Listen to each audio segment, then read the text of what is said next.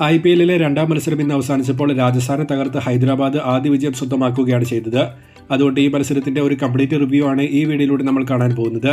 വീഡിയോയിലേക്ക് കടക്കുന്നതിന് മുൻപായി ഇതുപോലുള്ള കൂടുതൽ IPL വാർത്തകൾക്ക് വേണ്ടി ഈ ചാനൽ മറക്കാതെ സബ്സ്ക്രൈബ് ചെയ്യൂ. ഇന്ന് ടോസ് ലഭിച്ച രാജസ്ഥാൻ ബൌളിംഗ് തിരഞ്ഞെടുത്തപ്പോൾ ഗംഭീര തുടക്കമായിരുന്നു SRHന് ഓപ്പണേഴ്സ് കൊടുത്തത്. കഴിഞ്ഞ വർഷം ടീം കളിച്ച അതേ പാറ്റേൺ SRH കീപ്പ് ചെയ്തപ്പോൾ വരുന്നവരെല്ലാം സ്കോർ ഉയർത്തുക എന്ന ഒറ്റ കാര്യത്തിൽ മാത്രമായിരുന്നു ഫോക്കസ് ചെയ്തത്.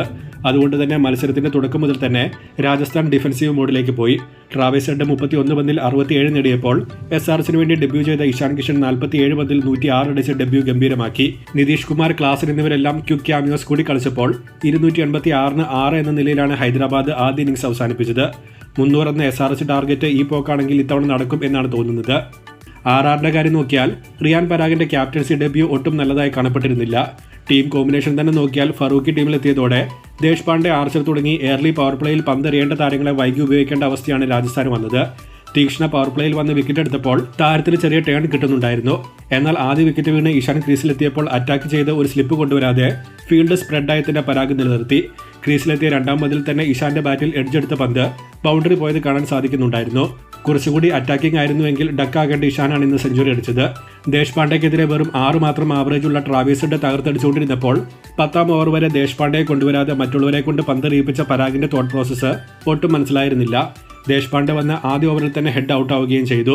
നിതീഷിന്റെ ഒരു ഓവർ പവർ പ്ലേ കഴിഞ്ഞ് സ്നീക്കിൻ ചെയ്തത് നല്ല ചോയ്സായി കാണപ്പെട്ടിരുന്നു. പക്ഷേ ഒരു ഓവറിൽ 9 മാത്രം വഴങ്ങിയ നിതീഷിന് പിന്നെ ഓവർ കൊടുക്കാതിരുന്നതും 2 ഓവറിൽ ഓൾറെഡി 35 വഴങ്ങിയ ആർച്ചറുടെ 4 ഓവർ കോട്ട കംപ്ലീറ്റ് ആക്കാൻ നോക്കിയതും വളരെ മോശം തീരുമാനമായി കാണപ്പെട്ടിരുന്നു. 3 ഓവറിൽ 57 കൊടുത്ത ആർച്ചറെ പിന്നെയും 18ാം ഓവറിൽ കൊണ്ടുവന്ന് 23 റൺസാണ് RR വഴങ്ങിയത്. IPL ചരിത്രത്തിലെ തന്നെ മോസ്റ്റ് എക്സ്പെൻസീവ് സ്പെല്ലാണ് ആർച്ചർ ഇന്ന് എറിഞ്ഞത്. സോ ഓൾ ടുഗദർ മാച്ചപ്സ് പോലും പ്രോപ്പറായി വർക്കാക്കാൻ നോക്കാതെ ഒരു ബിലോ ആവറേജ് ക്യാപ്റ്റൻസി ഡെബ്യൂ ആണ് പരാഗ് നടത്തിയത്.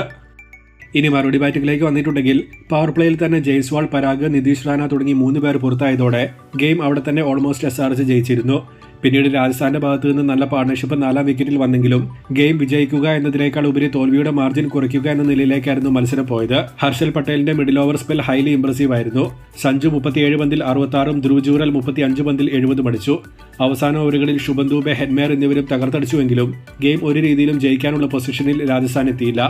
ആദ്യ ഇന്നിംഗ്സിൽ കുറച്ചുകൂടി ബെറ്ററായി രാജസ്ഥാൻ SRHനെ കൺട്രോൾ ചെയ്ത് ഒരു 250-ൽ താഴെ ഒതുക്കിയിരുന്നുവെങ്കിൽ ഒരു ചേസ് വന്നേക്കാനുള്ള സാധ്യതയുണ്ടായിരുന്നു. പക്ഷേ മോശം ക്യാപ്റ്റൻസി ചോയ്സ് കാരണം RR നഷ്ടപ്പെടുത്തിയ റൺസ് അവരെ തന്നെ തോൽപ്പിക്കുകയാണ് ചെയ്തത്.